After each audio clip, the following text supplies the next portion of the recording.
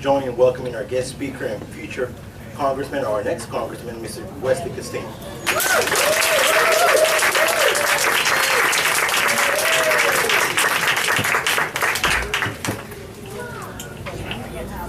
I'm not coordinated to hold the microphone and talk at the same time, so I'm going to sit it down. And I think you might be able to hear me. I'm generally used to speaking in court when I tend to want to be heard. They tell you two things when you're speaking in public. One thing is never follow a better speaker, and I'm following Chris Ray and June Atkinson, and I'd like to thank them for being here tonight and for making my job even more difficult. They also tell you not to follow lunch because everybody's ready to take a nap. So I would ask that you stay with me and bear with me while we get through this. I do have some words, and we're sort of going to take a tour through the 7th District if you'll do that. As Francisco said in that introduction, I am Wesley Casteen. I'm the candidate for the 7th Congressional District here in southeastern North Carolina. Folks have sort of asked me, particularly with the redistricting, where is the 7th District? I figured out a relatively easy way to say it. You start in Brunswick County, you work your way north to I-40, and you drive I-40 toward Raleigh, and it's one county on either side. So it's the I-40 corridor up from Brunswick County toward Raleigh, so that'll put you in perspective. I am from Duplin County. There's some folks over here from Duplin County. And today I live in Wilmington. I've been in Wilmington since 2004. We're going to get through all 11 counties. Let's hold it. But I'm an attorney and CPA. I primarily practice in law, and I hold a CPA certificate. The 7th District contains 710,000 people, thereabouts. There's 13 separate districts in North Carolina. Today, they've recently been redistricted. The last major redistricting was in 2011. Two districts, the 1st and the 12th, were declared unconstitutional because they were racially gerrymandered, and federal courts required that they be redrawn. They've been redrawn this year, and most of you have seen the new maps. The 7th District hasn't changed a lot geographically, except that downtown Wilmington, which is heavily Democratic, which was surgically removed from the district in 2011, is now part of the 7th District, as it always should have been. In addition, Western Pender County, which is also heavily Democratic, was also removed, and that was the way you got from the district that ran all the way from Virginia almost to South Carolina. That was the way they got to downtown Wilmington, was through Western Pender County, but that's also now part of the 7th District. And we lost a couple counties. The 9th Region Women's Group is what pretty much used to be the 7th District. So there's a couple counties that are included that are not in the 7th District. There's a couple counties in the 7th District that are not in the 9th, but it mirrors it pretty well. The primary is June 7th. I don't have a primary opponent, but June 7th is still an important day for everyone here, and I would like to encourage you to go out and vote on June 7th. And encourage others to go out and vote, because one of the reasons you should go out and vote, even though there's not a congressional primary, that's also the primary for Supreme Court justices. And if I can't remember how many justices, but there's 4 or 5, and the top 2 go to the ballot in November. And Mike Morgan from Wake County, who's a judge up in Wake County with 20 years of experience, Mike Morgan needs your vote in trying to move toward the ballot in November. So on June 7th, I would suggest that you get out and vote, even though it's not a congressional primary. It's still an important day for everybody in southeastern North Carolina. But the 9 counties that make up the 7th District are important, and functions like this are important. And I'd like to thank not only Francisco, but Sonia and the folks here in Columbus County, Carolyn and Michael, for putting on a wonderful function. And some of what I'm going to say is a repeat from what's already been said. They say when you're doing a presentation, tell them what you're going to say it, and then tell them what you just said. So some of what I say you're going to hear, or some of what's been said already, you're going to hear again. But the theme for today's event is the youth, the future of the party. And my talk in particular, I've sort of called it, we are the sum of our parts. And I'm going to start by going through the 7th District and tell you what the 7th District has been to me and how it has influenced who I am today. We're starting Duplin County. Who's from Duplin County? Okay, we've got that group. So that's and everybody gets to participate, so pay attention for your turn. But the group from Duplin County, that's where I'm from, that's where I grew up. William and Lydia Casteen, my forebears settled in Duplin County more than 200 years ago. Lydia Casteen and her 2 sons were on the first U.S. Census in 1790. So the Casteens didn't venture very far from home, except for the branch that went down to Pender in New Hanover County. But my branch stayed up in New Hanover County, and that's where my family's from. I grew up in a rural community around Warsaw, a couple of the ladies here from the Warsaw, Magnolia area. And as a teenager, I cropped tobacco and worked in the tobacco fields. I quickly learned that was not how I wanted to make a career, however. I left Warsaw and went to Wake Forest University, where I got a degree in accounting, and my first career was in public accounting. I later went back to law school at Campbell University in Boys Creek up in Harnett County and got a law degree and went back to Duplin County to practice in the mid-1990s. Next door to Duplin County, we've got Sampson County. I think the Sampson County contingent's over there. Sampson County is where I own my first house. Actually, it's where I own my first two houses. I used to say I had a vacation home in Turkey. Turkey's where my brother and sister-in-law lived, and when they first got married, I helped them buy a house. So I had two houses in Sampson County at the same time. But it's also where I first worked as a CPA, helping small businesses in the Clinton area and in Sampson County.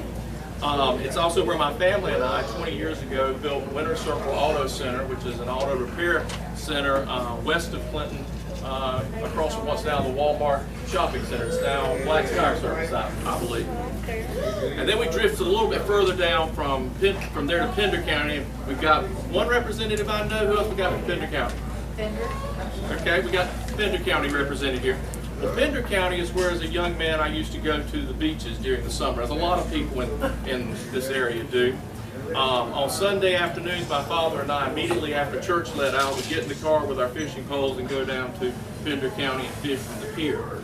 It's also where my maternal grandfather passed when I was 3 years old, and one of the few pictures that I have of my maternal grandfather and myself is standing next to a pier in Surf City on Topsail Island. So it holds fond memories for me for that reason as well.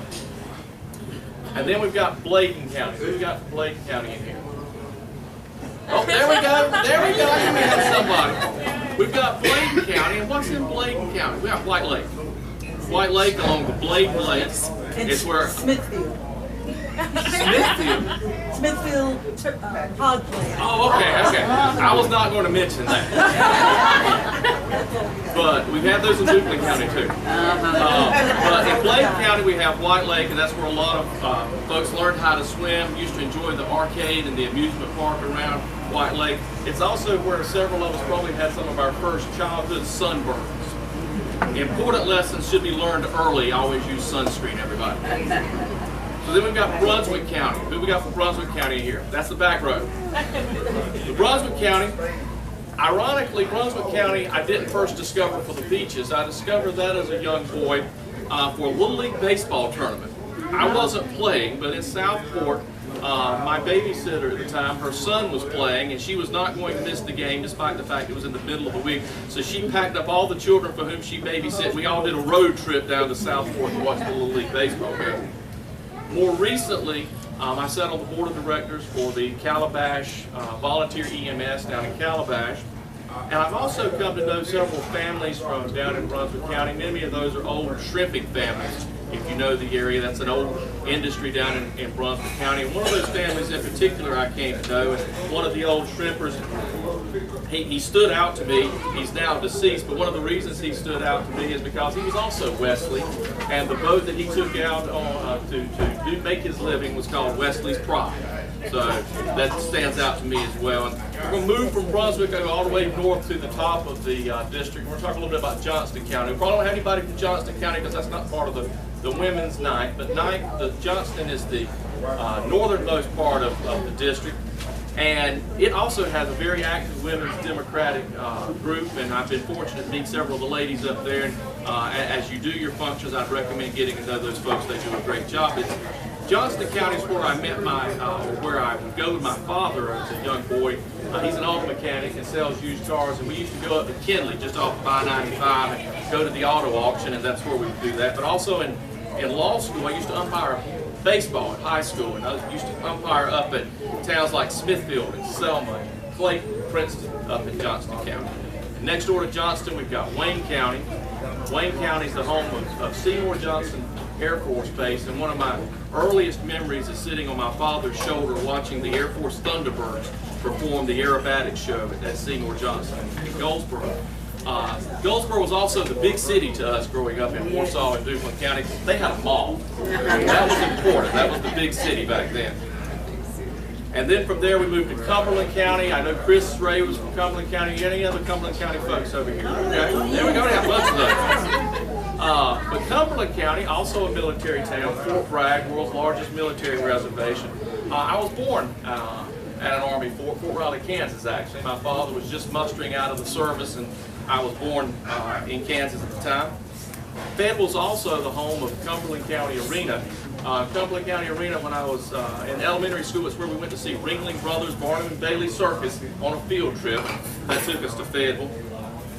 But also in Fayetteville, it's where I gave my first live in-studio radio interview. And for those of you who do not like to hear yourself on tape, imagine that same experience, but when you do it for live TV or radio, or even if it's recorded, it's that times 100,000, because you think everybody listening hears everything you do when you hear your voice on tape. But Fayetteville's the first place that I got a chance to do that. And then Columbus County, where we are today. Who's the Columbus County folks in the room? Are they hiding in the back? They're hiding in the back. But that's the home of... over here. Oh, we got in the corner over here. We've got the kids in the corner who've done a great job here today.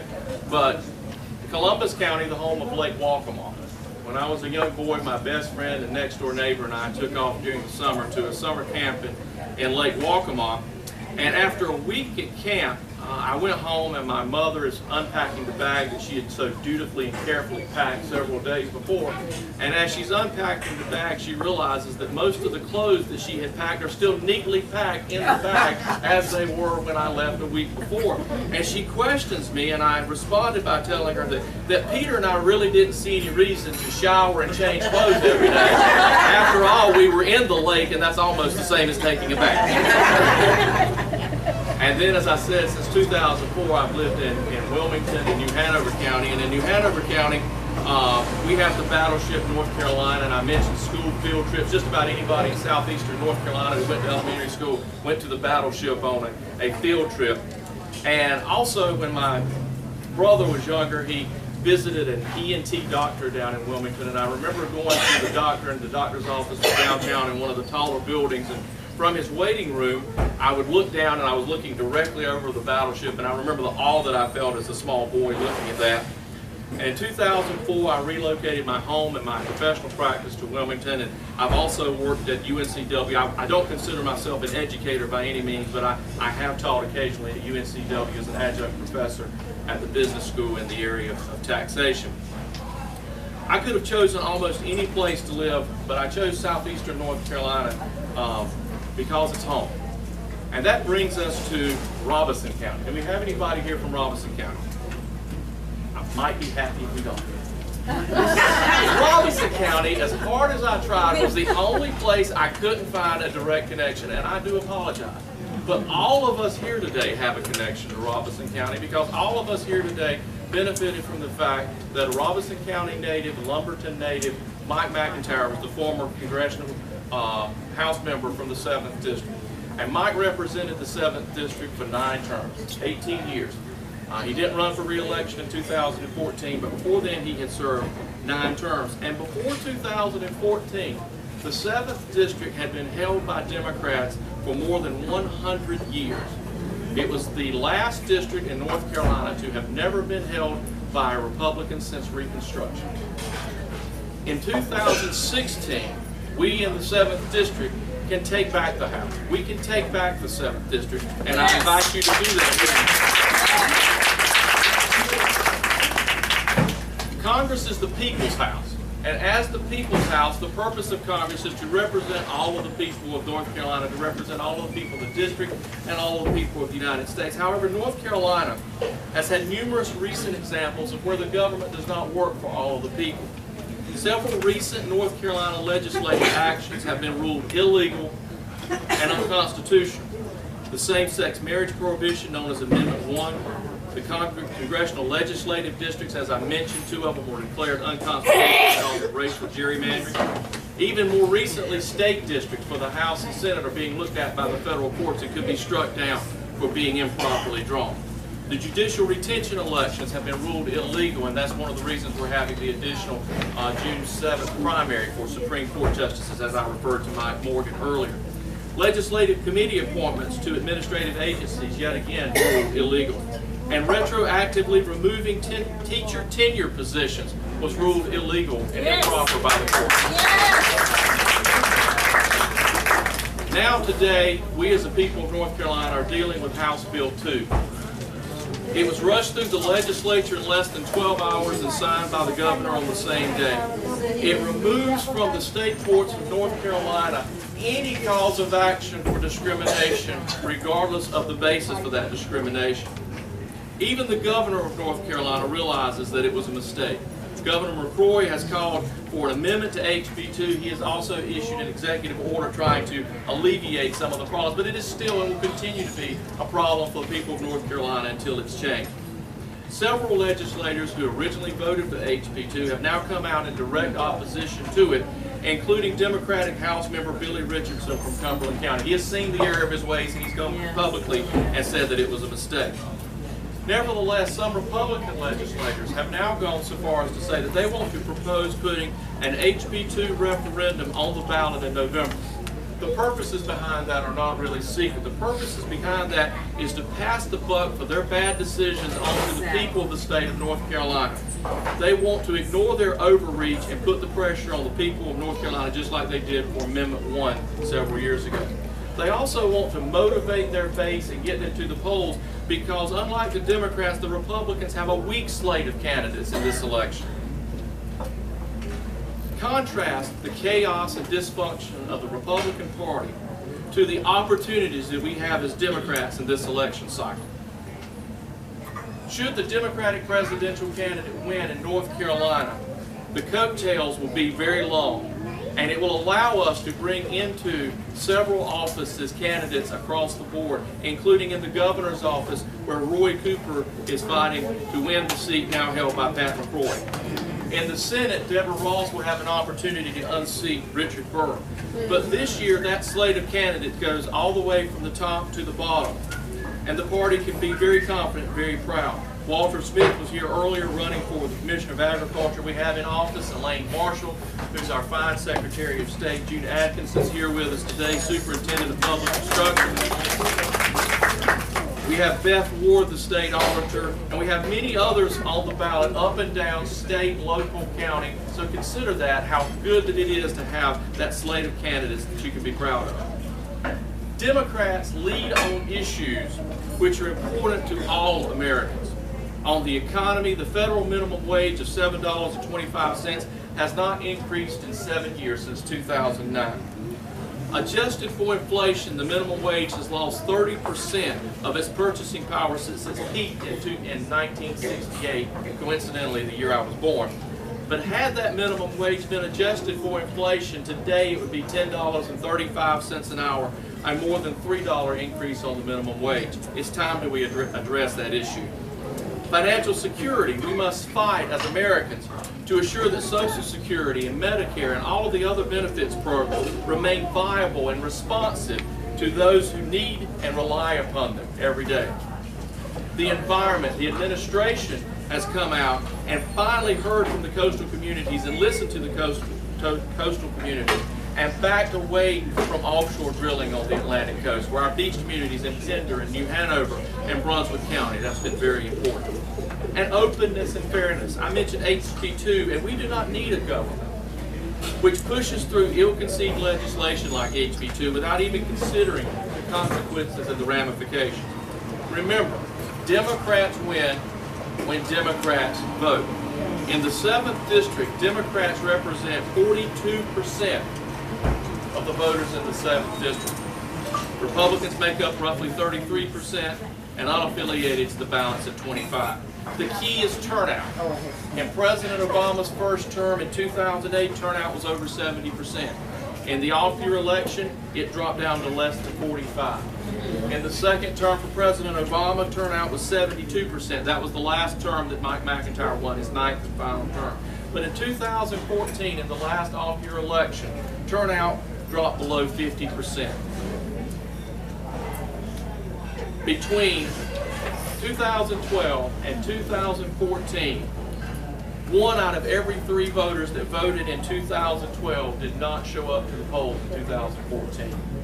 We have to get folks to the polls. We have to go to the polls individually, but we also have to get other people to the polls. Here are our opportunities as a party. 82% of voting age adults are registered to vote. That's a pretty good number, but that means that 1 in 5 persons who are eligible to vote can't vote because they're not registered. We need to get them registered, but not only do we need to get them registered, we need to get them to the polls and encourage them and motivate them to go to the polls. We need to encourage inactive voters to go to the polls. Those people that sit out off-year elections, we need to make sure they realize the importance of coming out and voting in this election. And we need to seek out unaffiliated, not just preaching to the choir, as was said earlier, but we need to seek out unaffiliated voters and even dissatisfied Republicans. There's going to be a lot of those in this election cycle.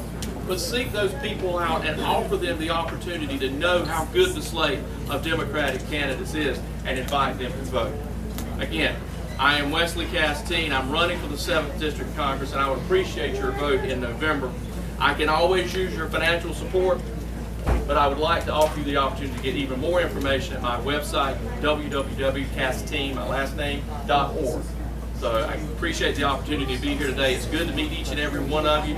I'll be around for questions later, but I thank you for the job that you're doing. I thank you for the excitement and the support that you provide to the party, and thank you once again.